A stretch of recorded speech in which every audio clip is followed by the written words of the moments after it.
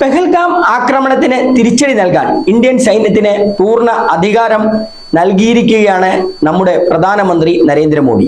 അതേസമയം രാജ്യസുരക്ഷയ്ക്കായി പ്രവർത്തിക്കുന്ന ഇന്റലിജൻസ് വിഭാഗത്തിന്റെ വീഴ്ച ആരും ശ്രദ്ധിക്കാതെ പോകുന്നു. അശ്രദ്ധ കാരണമുണ്ടായ അപകടത്തിൽ ഇവർക്കും പങ്കുണ്ടെന്നും ഇന്റലിജൻസിന്റെ പരാജയ കാരണം തന്നെയാണ് രാജ്യത്തെ ഇത്രയും വലിയ അപകടം വിളിച്ചു വരുത്തിയതെന്നുമാണ് മുൻ കരസേനാ മേധാവി ജനറൽ ശങ്കർ റോയ് ചൗധരി പറഞ്ഞത്. രാജ്യത്തെ തീവ്രവാദികൾ നുഴഞ്ഞു കയറി നാശം വിതച്ചതിൽ എന്ത് മറുപടിയാണ് ഇന്റലിജൻസ് വിഭാഗത്തിന് പറയാൻ കഴിയുക? 26 നിരപരാധികളുടെ ജീവനാണ് ചിലരുടെ അശ്രദ്ധ മൂലം പൊലിഞ്ഞുപോയത്.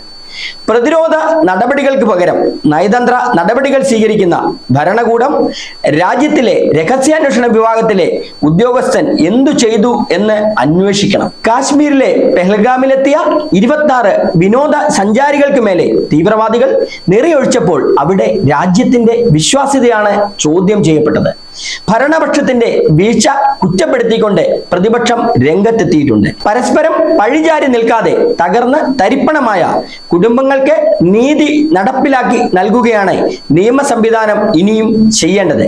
Zag news, Thiruvananthapuram. നേരിന്റെ വാർത്തകൾ നിങ്ങളുടെ വിരൽത്തുമ്പിലെത്താനായി സാഗ് ന്യൂസ് ചാനൽ സബ്സ്ക്രൈബ് ചെയ്തും ഷെയർ ചെയ്തും ഒരു ശരിയായ മാധ്യമ നിലപാടിന് പങ്കെടുക്കാൻ ഞങ്ങൾ നിങ്ങളെ ക്ഷണിക്കുന്നു.